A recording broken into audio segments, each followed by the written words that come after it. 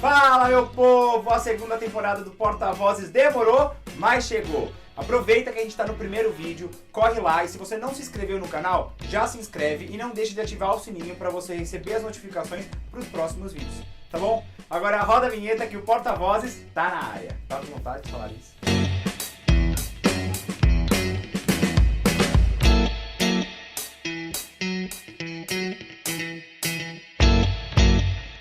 Há 4 anos aqui no Brasil é promovida a campanha Setembro Amarelo durante todo o mês de setembro. Essa campanha tem como objetivo conscientizar as pessoas da gravidade do suicídio. Em um relatório liberado pela Organização Mundial da Saúde em setembro desse ano, foi constatado que uma pessoa tira a própria vida a cada 40 segundos em todo o mundo. Isso somam-se mais de 800 mil mortes por suicídio. No vídeo de hoje vocês vão conhecer um pouquinho mais da Cleisla Garcia. Ela é repórter do Jornal da Record, na Record TV. E em 2017 ela fez uma série de reportagens especiais falando sobre suicídio entre os jovens. A primeira série de reportagens falando sobre o assunto na TV aberta, porque falar sobre isso era um tabu para os jornalistas. O assunto mexeu tanto com ela que em 2018 ela acabou lançando um livro sobre isso, Sobreviver. E essa é a história que eu conto para vocês hoje. Cleisla, bem-vinda ao Porta-Vozes, um prazer ter você. Obrigado, o prazer é todo meu. Para começar, eu queria saber como que foi seu primeiro contato com o tema, assim, antes do livro, como que foi? Foi bem ruim, Felipe, porque eu já fiz assuntos muito indigestos, mas eu sou de uma geração de repórteres em que falar de suicídio na nossa cabeça gerava novos casos. Então aquilo ficou o tempo todo na minha mente e eu falei, gente, nós vamos matar pessoas. A última pauta que eu gostaria de fazer era uma pauta sobre suicídio.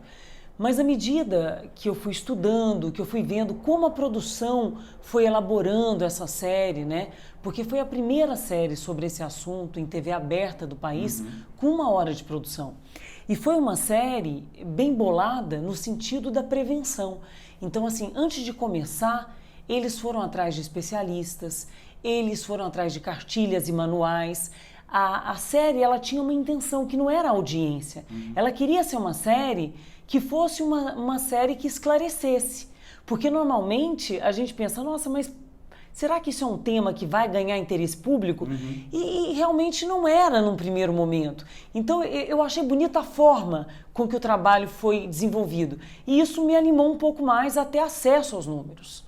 E qual foi a chave que fez você virar e falar, agora eu quero fazer um livro disso, assim, quero escrever um livro sobre esse tema? Olha, eu acho que foram vários insights. Primeiro, quando eu descobri a quantidade de pessoas que morriam. Outro choque foi saber que o mais chocante é a faixa etária, né? Se a gente fala que o suicídio é uma epidemia, isso é uma informação errada. Primeiro que a epidemia não serve para a saúde mental, né? Epidemia serve para sarampo. E em vários países do mundo as taxas já têm diminuído. Mas o que é muito impressionante no Brasil é que os nossos meninos estão morrendo. Os nossos meninos estão se matando, entre 10 e 19. Então, se você pegar essa faixa etária, ela é quase o dobro das outras. Então, eu acho que quando você descortina um mito, você tem 2 caminhos. Ou continuar na escuridão, ou você fala, meu Deus, onde é que eu estava? Que eu não sabia de nada disso. Então eu fui desse outro time, que ficou meio chocada. Eu acho que durante a série eu adoeci um pouco também, porque aquelas histórias ficavam girando na minha cabeça. Eu voltava para casa, eu tinha uma dor no peito, sabe? Uma angústia muito grande. E eu acho que esses temas, eles despertam na gente também, né? Questões que a gente quer entender um pouco mais. E depois que eu terminei a série, eu falei, ufa, nossa, que alívio. Mas não passou. A indigestão continuou. E eu falei, então, gente, eu preciso fazer alguma coisa. Eu fui atrás de uma grande editora, mas na esperança de que eles não aceitassem.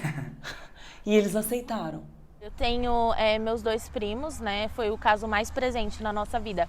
Porque o meu tio, ele é bêbado, né? Tipo, não tá presente na vida. E aí minha tia também, ela foi sempre, nunca quis ser mãe, aconteceu por acidente. E infelizmente acarretou, tipo, nos 2, né? Eles ficaram muito depressivos. E um, infelizmente, tentou se matar e deu certo.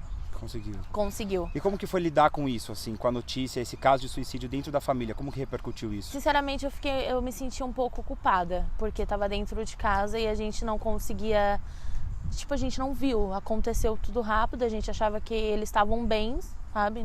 E não estavam. E depois o processo, para vocês lidarem com isso, como você passou a ver a questão do suicídio, a questão da depressão, o que mudou na sua visão depois disso? Eu acho que eu comecei a dar mais importância para as pessoas que começavam perto de mim, a reclamar da vida, ou começavam a ficar triste no canto. Eu comecei a olhar com outros olhos. Porque antes eu achava, sinceramente, que era frescura, sabe? É frescura, tá faltando alguma coisa na vida da pessoa. E depois que aconteceu isso, tipo, caiu a ficha. Aí eu fiquei, tipo, nossa, eu tenho que dar mais atenção para as pessoas que precisam. Qual que foi a chave, você acha, que a mídia começou a falar sobre isso? Primeiro, o Baleia Azul, que teria começado na Rússia. A ele foram atribuídas mais de 90 mortes no mundo. E por que a gente deu isso? Porque no dia 1º de abril de 2017, houve no Brasil a primeira morte atribuída ao Baleia Azul. E quando a polícia entrou, descobriu que na mesma escola tinham mais 20 adolescentes que iam seguir o mesmo caminho. Então a TV falou, epa, peraí, isso é verdadeiro e tá batendo na nossa porta.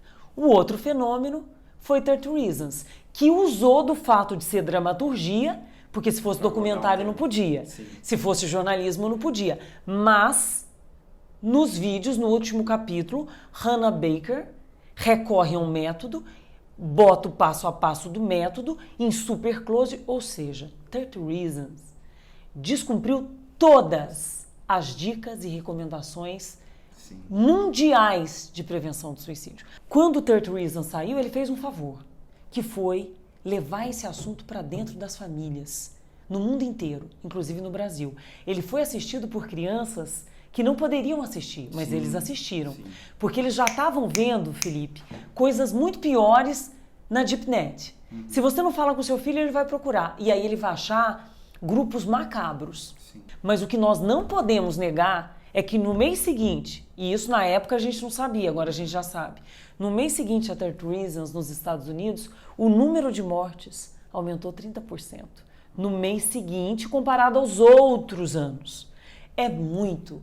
E o pior, o número de mortes era maior entre os piquititos. Quanto menor a idade, maior. Ou seja, qual que é o recado que a gente tem? A mesma água que na cobra vira veneno, na vaca vira leite. É a quantidade e o conteúdo. Então, pais e educadores precisam estar atentos. Então, o que a criança vê e a quantidade de exposição. Isso já está comprovado. Interfere. Ainda falando sobre o relatório liberado pela Organização Mundial da Saúde no dia 9 de setembro desse ano, o suicídio já é a terceira maior causa de morte de jovens entre 15 e 19 anos. O primeiro da lista continua sendo o acidente de carro. Estima-se que no ano de 2016, que foi a data base para essa pesquisa, 62 mil jovens morreram por autolesão, ou seja, tiraram a própria vida. Outros dados importantes de serem frisados que saíram nesse relatório é que 76% dos casos de suicídio são cometidos por homens, e a maioria deles em países de baixa e média renda. Sempre durante as campanhas a gente fala muito da questão da conscientização e da atenção que os pais têm que ter sobre os filhos. Mas agora, a faixa etária das crianças, como você falou, são os pequenininhos, de 10 a 19 anos. São os jovens, as crianças e os jovens, os adolescentes. Nessa fase, as crianças e os adolescentes convivem muito com outras crianças e com outros adolescentes. Então, qual é a importância também de uma reeducação sobre o assunto dentro das escolas? Falar com os jovens, olha, se conversem, entendam o que é, para poder passar para eles também o que é isso. A gente quer soluções, cartilhas e manuais muito, muito óbvios. Na minha opinião, como mãe, eu acho, e como jornalista, eu acho que você não precisa pegar uma criança de 11 anos e dizer, senta aqui que nós vamos falar sobre sexo, senta aqui porque nós vamos falar sobre suicídio. Não. Eu acho que tem um passo antes disso, que é intimidade. É falar sobre qualquer coisa. É tempo. Tem um tempo. Não, como é que você foi na escola hoje? Como é que foi a nota? É um tempo de qualidade. O Samitiba falava uma coisa que eu acho interessantíssima. Os meninos, os jovens, os adolescentes, eles não abrem portas para os adultos, mas eles deixam algumas janelas abertas. Quando essas janelas estão abertas, a gente tem que pular dentro e aproveitar a deixa para se infiltrar nesse universo deles. Agora, pais viciados não educam crianças viciadas. Então, o que está acontecendo é que os próprios adultos não têm tempo. Eles querem um tempo de tranquilidade com o seu celular na mão. Sim. Então, não tem como ele domesticar o filho a reduzir o uso, né? Outra coisa que eu acho que é importante dizer, toda pessoa que se mata emite sinais? Nem sempre. Mas, se emitir, uma família atenta vai perceber com mais facilidade. O que mais mudou na vida da Cleisla depois do sobreviver? Eu acho que tanta coisa, porque o livro, ele despertou em mim um senso mais tribal.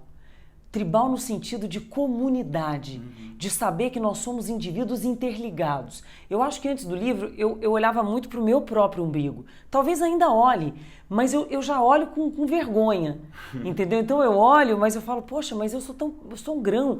E outra, o papel do prego, que eu não sou grande coisa, mas eu posso ser um preguinho, e ser um preguinho pode ajudar toda a engrenagem a funcionar. Então eu estou nesse papel de prego, feliz da vida, e todo mês eu falo, vai ser o último mês que eu vou falar sobre isso, e aí eu vou mais um ano e um ano. O vídeo de hoje está chegando ao fim. Espero que a mensagem que tenha ficado é pra gente participar mais da vida das pessoas. Seja pais com os filhos, filhos com os pais, amigos, primos, colegas. Pergunta se tá tudo bem. Se você achar que tem alguma coisa estranha, fala, sinaliza. Vamos conversar e a gente seguir aí cada vez mais unidos no combate ao suicídio. Tá bom? Se você gostou da história de hoje, não deixa também de acessar as redes sociais do canal, @portavozes no Instagram e facebook.com/portavozes para assistir vídeos exclusivos das entrevistas. Semana que vem eu tô de volta, não deixa de se inscrever, mande pros seus amigos e a gente se vê na próxima quarta-feira. Até lá!